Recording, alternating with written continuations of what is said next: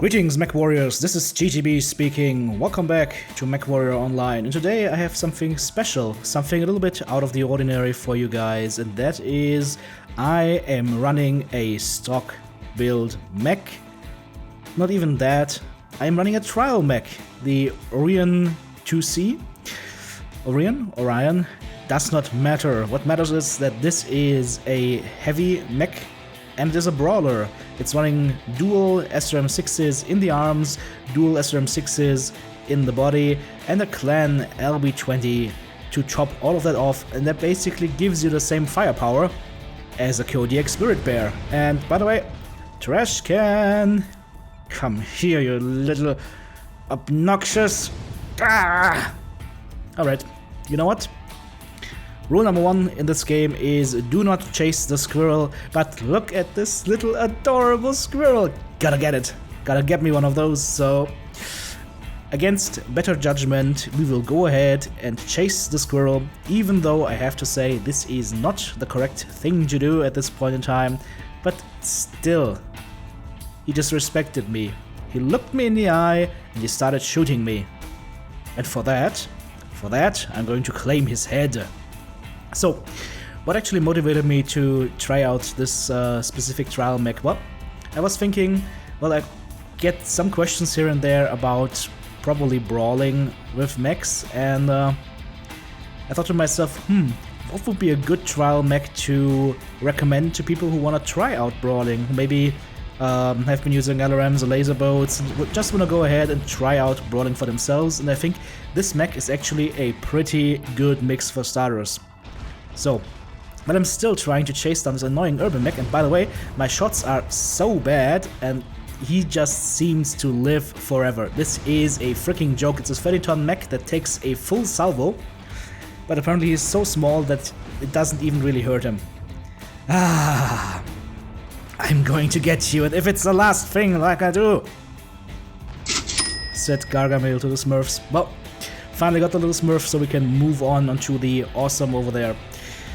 As I said, I think it's a pretty good brawler mech to just get a feel of what brawling feels like.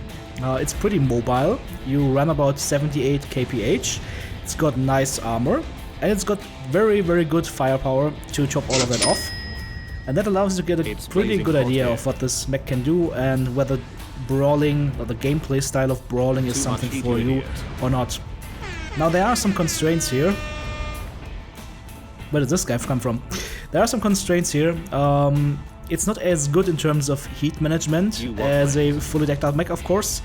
So it runs a little bit hot, in my opinion. By the way, always go for components. That was the leg on the crab, and that will allow us to kill it slowly, with him not being able to run away from us, which is pretty nice. So, as I said, if you look at the heat scale, it takes a long time to actually cool down this mech.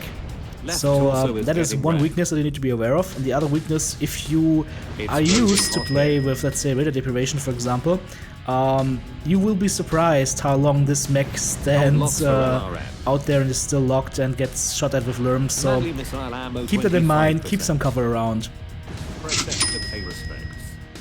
Other than that, it is a pretty nice and tanky mech.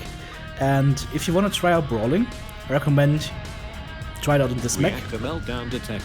Good speed, good armor, good weaponry, little bit hot, but that can be compensated. If you are too hot, just shoot the AC-20 or the LB20 and then you're fine.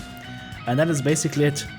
Well, that is basically it also for this particular match. We were just chasing down the last enemy mech, only to find out that this guy was actually like AFK in the last corner of the base. So what I'm doing here, lurking in our base, trying to find if there's somebody going for a base race or something. Nah, he was just way over there.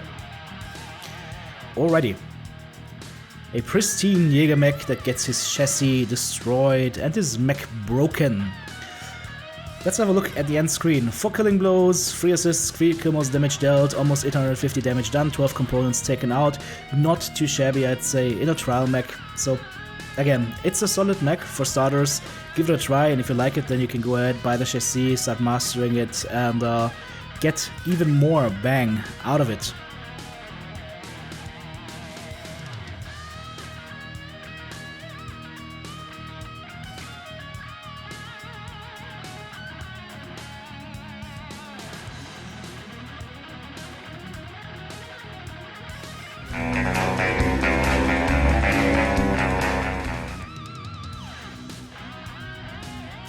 And of course, guys, I got a second game for you, so as always, sit back, relax, and enjoy the show.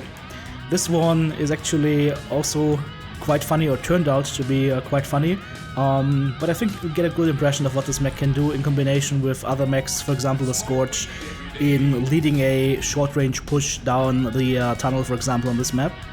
So go ahead and enjoy that. And if you do enjoy that, then I would be very happy if you gave me a thumbs up, left me a comment if I should do some more videos on these trial mechs. And if you haven't subscribed to the channel yet, then please consider doing so, because that way you can join me in my dropship and you will always get the updates for new upcoming videos or new live streams that are currently going on. So make sure to check that subscription box. Alrighty, so currently moving in on Crimson Strait, and we're moving slowly towards the Kilo capture point. However, we will not go on top. At this point, I think, since we have a brawler mech, for us, it does not make sense to be on top.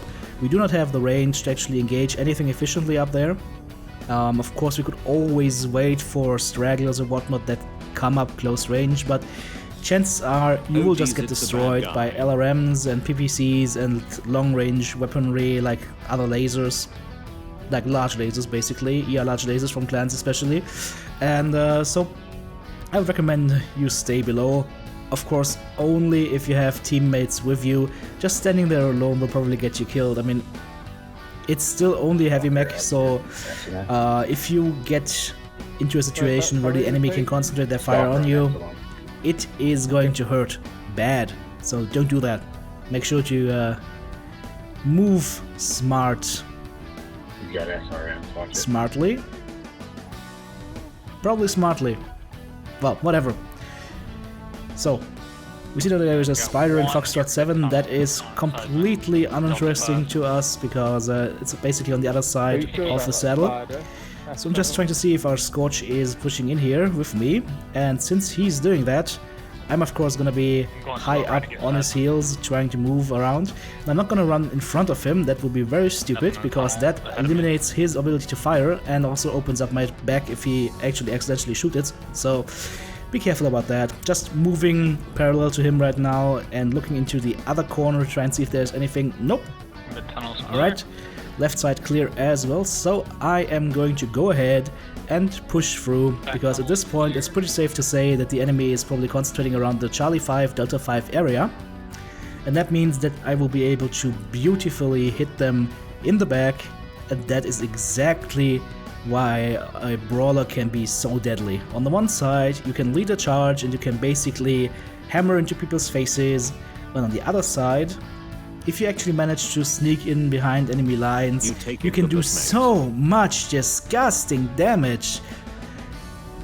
It's always beautiful if you can make that happen, if you can pull that off and basically see the light go out in their cockpits as you kill them up close and personal. Speaking about up close and personal, King Crab coming in, but I do not care because I got me a direwolf to snack. 2 alpha strikes to the back, that is it. Boom, game over.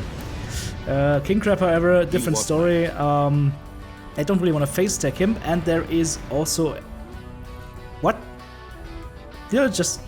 what? Small little light mech against a ORION IIC? Okay. Hugin, you really want to do this? Do you really want to do this? Apparently he does. Well, at least he wants to run. That's fine. Let's just turn around, try and see if we can catch him. Oh, right, we forgot something. I've got a crab problem. And we're not talking about genital crabs. Yikes. Yeah. Look how quickly he opened up our back armor. That is not good. And by the way, since this is a stock mech, it also means that you have a stronger back armor. However, your front armor will not be as strong, so that is also a small drawback. But, well, we'll just do a ring around the rosy, but damn it, he actually anticipated that. Let's try and move around him and get out of the range of at least one of his arms. And then I see, hey, it's only AC2s. You know what? Probably XL. And yes, he is. Well, long story short, that was basically it for this match. Just some running around, getting lurmed at by lurm douchebags. not reaching the Lerm douchebag in time before he dies, running back to the enemy base again, only to not reach any of the light mechs and kill nothing, unfortunately. So, lots of jogging. This time, however, not rewarded, but I'd say still a good match because we were able to take down 2 assaults solo, Han Solo. 613 damage done, 2 killing blows. Nice match overall. Thank you guys for watching, and I hope to see you guys soon. TTB out.